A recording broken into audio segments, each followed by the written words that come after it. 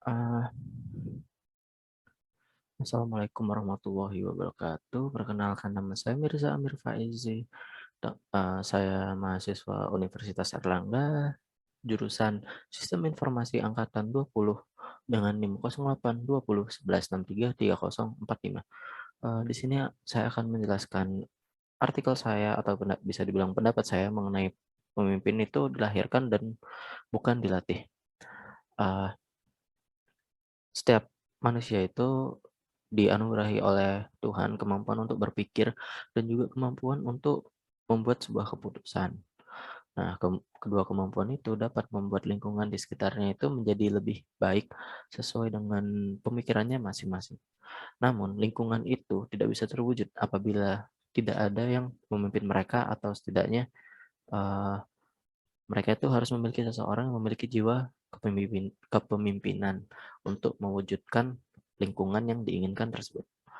Orang yang memiliki jiwa kepemimpinan akan dapat mengelola sumber daya manusia maupun sumber daya alam dengan baik apabila jiwa kepemimpinan tersebut juga disertai dengan kebijaksanaan. Uh, Terdapat beberapa teori yang teori mengenai kemunculan seorang pemimpin. Seperti ada 3 teori di sini yang kami sebutkan, yaitu yang pertama teori genetik atau bisa dibilang teori keturunan, lalu teori sosial atau teori kejiwaan, dan juga yang terakhir itu ada teori ekologi. Nah, ekologi yaitu teori lingkungan. Nah, teori genetik ini sendiri itu merupakan teori yang isinya itu eh, maksud saya yang orang yang pro teori ini itu berpendapat bahwa seorang pemimpin itu dilahirkan dan bukan dibentuk atau dilatih. Leaders are born and not made. Itu kata mereka. Nah, yang dimaksud dengan dilahirkan di sini itu adalah penurunan sifat seorang pemimpin sebelumnya kepada anaknya. Hal tersebut itu dipercayai oleh orang-orang dari peradaban masa lalu, yaitu peradaban kerajaan. Nah, ini contohnya aja. Penerapannya itu ada di peradaban kerajaan, seperti para raja dan ratu mereka itu sebagian besar sebagian besar kerajaannya itu mempunyai raja dan ratu yang eh, bisa dibilang itu mempunyai hubungan darah. Jadi kalau ingin menjadi raja dan ratu itu harus mempunyai hubungan darah dengan raja dan ratu sebelumnya. Nah, jadi dilahirkan itu maksudnya keturunan darah ya, seperti itu. Nah, kalau jika contohnya ya kalau di masa sekarang itu seperti Ratu Elizabeth, Ratu Elizabeth II, yaitu dari kerajaan Inggris. Nah, Ratu, Ratu Elizabeth II ini merupakan anak dari raja sebelumnya, raja Inggris sebelumnya, yaitu Raja George VI. Nah, Raja George VI ini tuh menurunkan sifat kepemimpinannya kepada anaknya, yaitu tadi Ratu Elizabeth II. Nah, sehingga Ratu Elizabeth bisa menjadi ratu.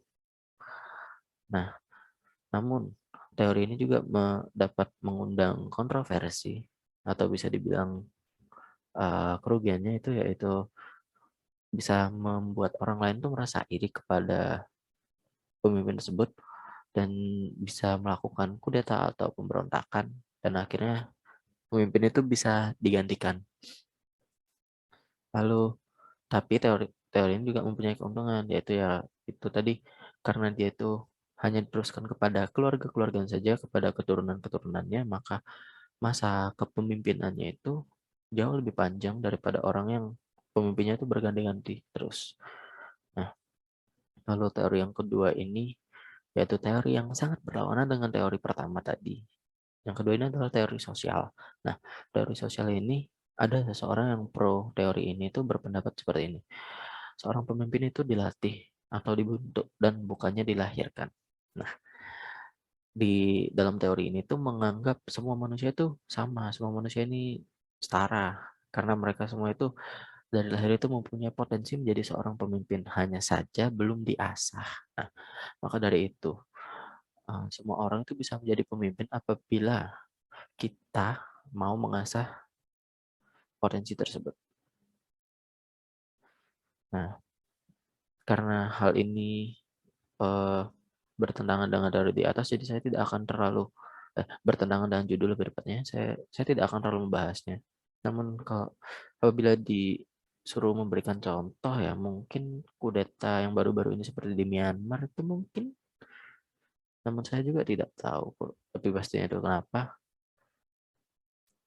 Jadi lanjut saja ke teori yang ketiga yaitu teori ekologi atau teori lingkungan.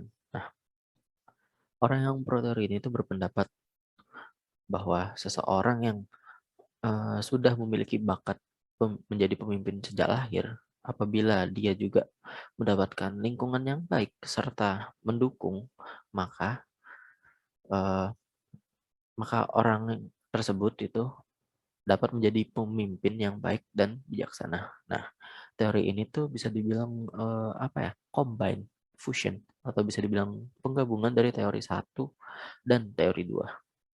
Nah, teori ini tuh, eee ya diterapkan sama kerajaan zaman dulu juga sih, karena karena pasti apa namanya, seorang calon raja itu pasti dilatih terlebih dahulu. Contohnya seperti kelahiran seorang putra mahkota, ya kan.